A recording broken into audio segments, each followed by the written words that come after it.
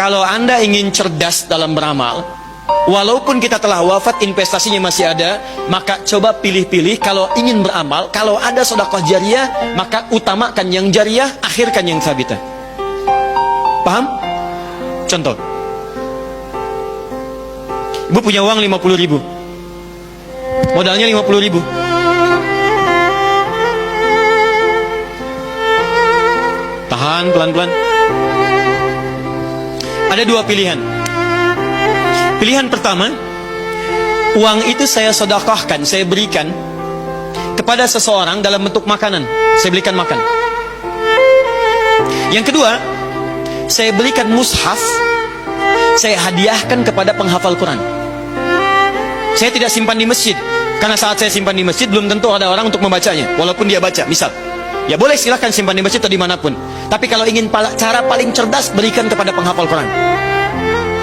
Sama, modalnya sama, modalnya 50.000. Satu 50.000, yang kedua pun 50.000. Ini saya berikan dalam bentuk makanan.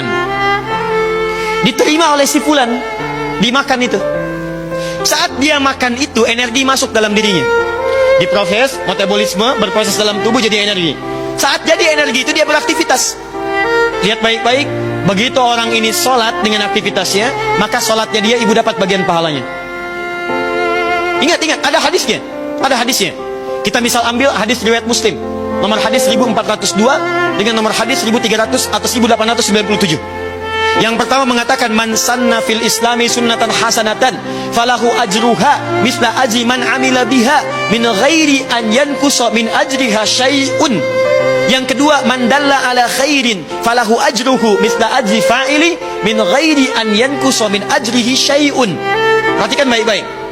Jika ada yang menginisiasi kebaikan, misal Anda buka majlis ta'lim, kumpul sama-sama, fasilitasi, bawa ustadz yang baik, datangkan, mengajar. Begitu ada orang belajar, mengamalkan itu, bukan cuma yang mengamalkan, Anda yang fasilitator mendapatkan pahala dari setiap yang mengamalkan itu.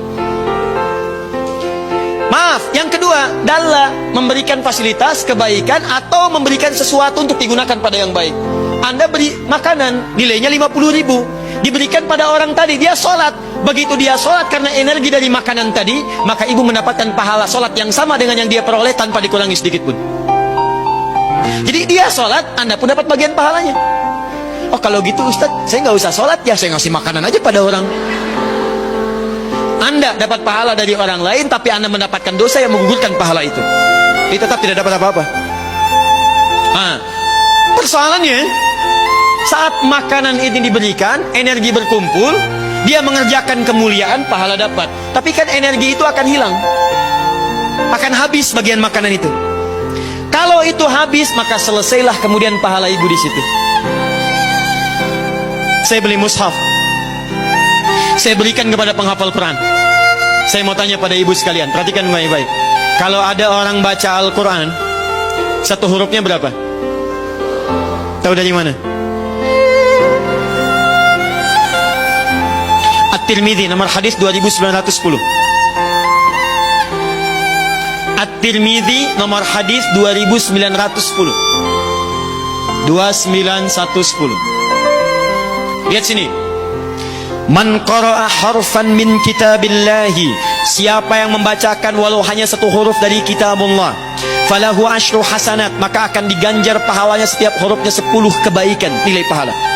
Walam aqul alif lam mim harfun, saya tidak katakan kata Nabi alif lam mim itu satu huruf, walakin alifun harfun, lamun harfun, mimun harfun. Tapi alifnya satu huruf, lamnya satu huruf, mimnya satu huruf. Walikulli harfin asyru hasanat, dan setiap hurufnya 10 kebaikan.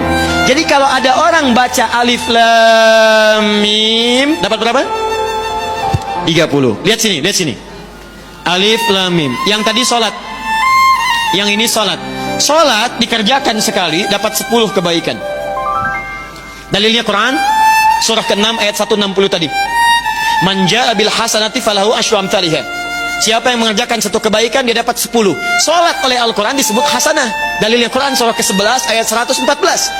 Lihat, wa aqimis sholata tarafain nahar innal hasanati yudhibnas sayyiat. Sholat disebut hasanah, dikerjakan satu hasanah pahalanya 10. Tadi Anda kasih makanan pada seseorang, dia sholat, begitu dia sholat dapat 10 pahala, Anda dapat 10 pahala.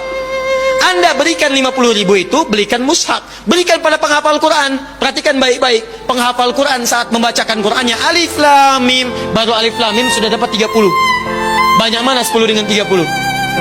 30.